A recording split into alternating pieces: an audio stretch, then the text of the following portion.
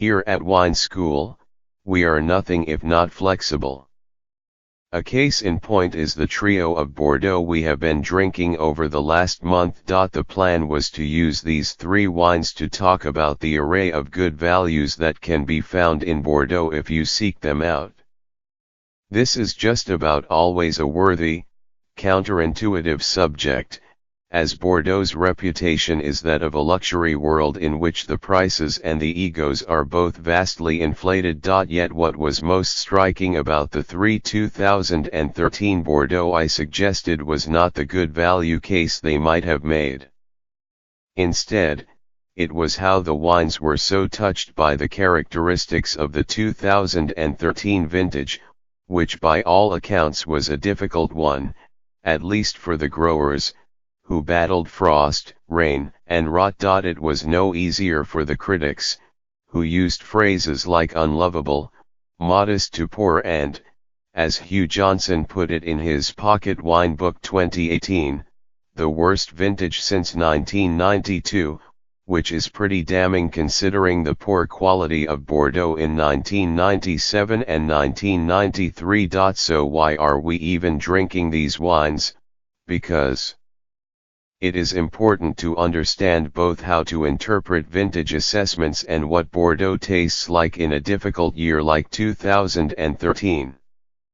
Moreover, wines from good producers are fascinating to try in every sort of vintage, simply to taste how the conditions are expressed and how wines can sometimes transcend them. The three bottles I recommended were Chateau Année Haute Médoc 2013, Chateau Moulin de Tricot Haute Médoc 2013 and Chateau Le Puy Emilien Francs Côte de Bordeaux 2013. The two Haute Médocs are from the so-called left bank, the region to the west of the Garonne River encompassing the Médoc north of the city of Bordeaux and Graves to the south.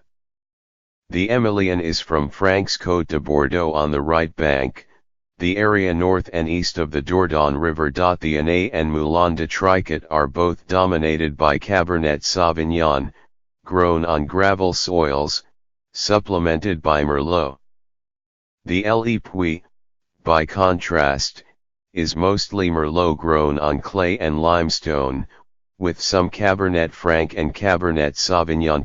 1 Reader, NK of Washington, D.C., was perplexed by the choices. Why did you pick 2 left banks and 1 right bank? He asked. Seems like we would be comparing apples to oranges.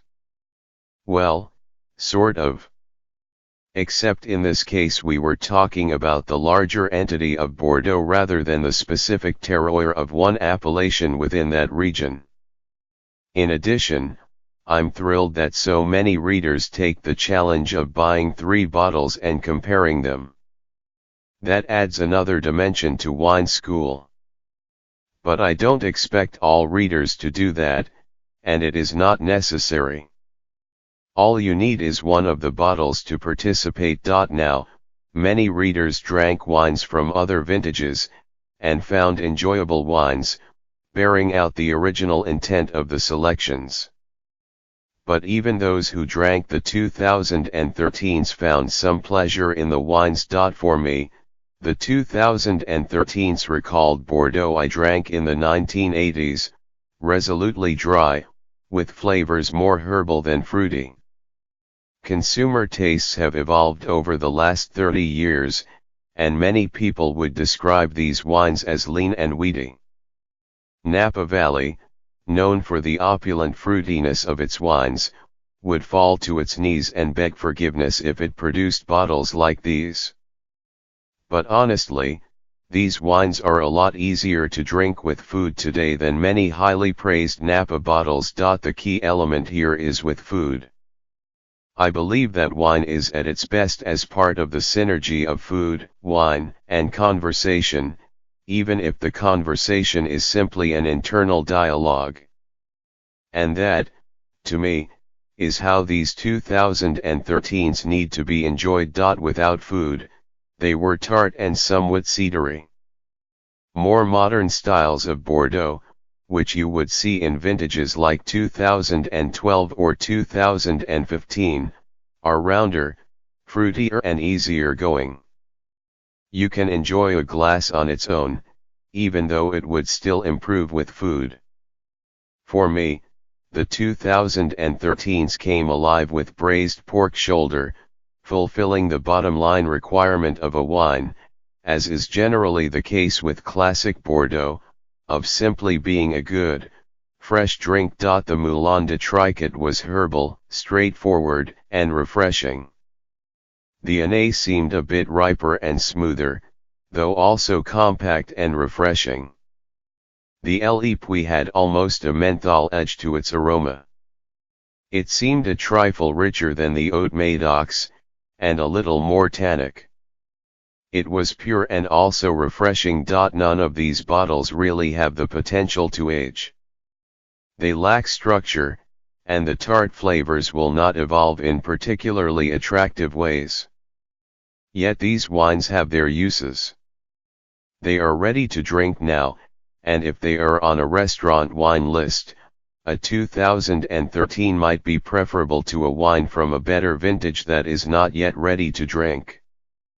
But I would not want to pay a lot of money for them. Regardless of the particulars of these 13s, the question comes up, what priority should consumers place on vintages?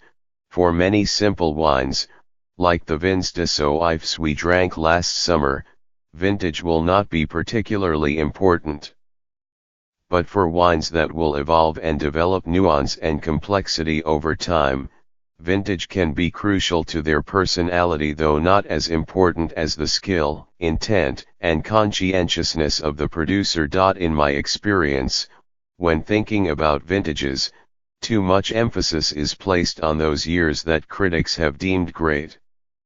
These years often require many years of aging before they can be pleasurable. Meanwhile, years that may not conform to certain definitions of great may still offer great pleasures, while being cheaper and ready to drink far sooner. I have seen this in Burgundy, where people flock to the 99, 02, 05, and 09 vintages. Many of these wines are still developing, while the 00 and 07 vintages, far less esteemed, have given plenty of pleasure in the interim. Even the 2004s, which have been roundly assailed as peculiarly green, can offer pleasure. I recently drank a gorgeous 04 Chambal Musigny from Jacques-Frédéric Mugnier. The same phenomenon occurs in Bordeaux. With all the millennial hype paid to the 2000 vintage, 2001, a very good year, was largely ignored. The 2011 vintage was completely overshadowed by the critically acclaimed 2009s and 10s.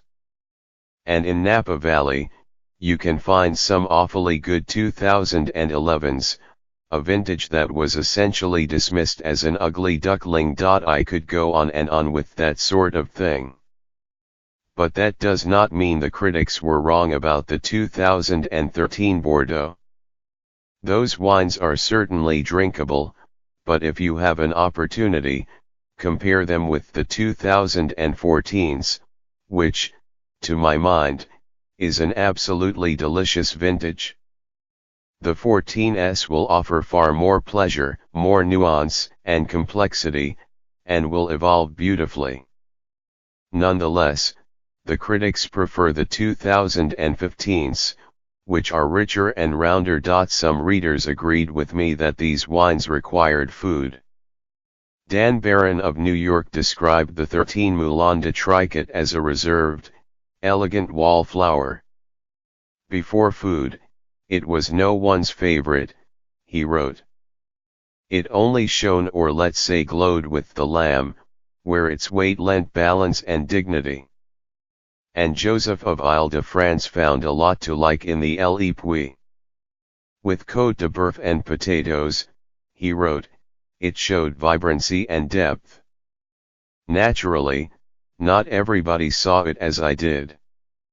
Without food, George Erdel of Charlotte, N.C., found the NA to be a harmonious, light, friendly wine that showed a lot of vibrancy. With beef tacos, he said, it was overwhelmed. Not everybody will agree with my assessments of vintages, either. Compared with the 13s, Tom Lipton of Munich said, 12s were far better, and the 14s appear to be very tight, ungenerous. Personally, I far prefer 2014s to 2012s. Such differences of opinion are exactly why educated wine consumers need to go beyond critics to drink for themselves. Only by calibrating a sense of their own tastes can people develop a sense of whom to pay attention to and whom to ignore.